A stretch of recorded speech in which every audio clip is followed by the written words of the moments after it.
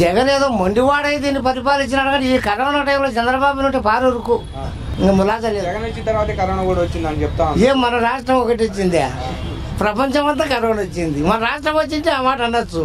ఇంకా చంద్రబాబు అంటే అరటికాయలు కనిపెట్టే నేనేనండి, అరటికాయలు కనిపెట్టా, అన్ని సెల్ ఫోన్ కనిపెట్టా, ఇవన్నీ ఎట్టయితుంది కాదమ్మా, ఎన్ని ఏం లేదు, లక్షణంగా ఉంది. మరి డెవలప్మెంట్ లేదని చెప్తా ఉన్నారు. డెవలప్మెంట్ ప్రతి చాట ఉండదమ్మా, ఎన్నెన్ని చేస్తాడు, ఇక్కడ పథకాలు చేస్తున్నాడు ప్రతి ఒక్కరికి. ఇప్పుడు స్కూల్ నాడు నేడు అభివృద్ధి, స్కూల్ అభివృద్ధి ఏంటనుకుంటాం, ఊర్లో డాక్టర్కు ఏర్పాటు చేస్తున్నారు, అది హైలైట్.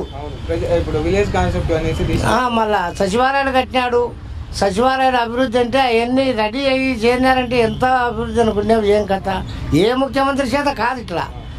ప్రతి సచివాలయంలో ఇంతమంది వాలంటీర్లు, ఇంతమంది ఉద్యోగస్తులు, లక్షల ఉద్యోగాలు ఇచ్చినాడు, ఇంతకన్నా కావాలి అమ్మా. కంపెనీ కూడా తీసుకురాలేదని చెప్తా. కంపెనీలు వచ్చానండి, ఊరికి అనుకుంటా అంటారు మామూలే. చంద్రబాబు ఎన్ని తెచ్చి పెట్టాడు, కంపెనీలు 6 లక్షల ఉద్యోగాలు ఇచ్చాం మా హయాంలో అని చెప్తా. అవన్నీ వస్తాయిపో, అవన్నీ లేక కాదు జగన్ కోటేసినది, అవన్నీ లేక ఇవ్వరంటారా చంద్రబాబు? సరే వద్దు పో, అవసరం లేదు.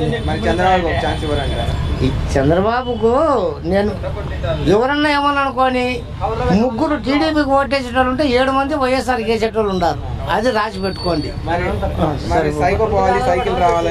అవన్నీ ఉత్తాయిపో, సైకో పోవాలంటే వాళ్ళే సైకో, వాళ్ళే పోతారు.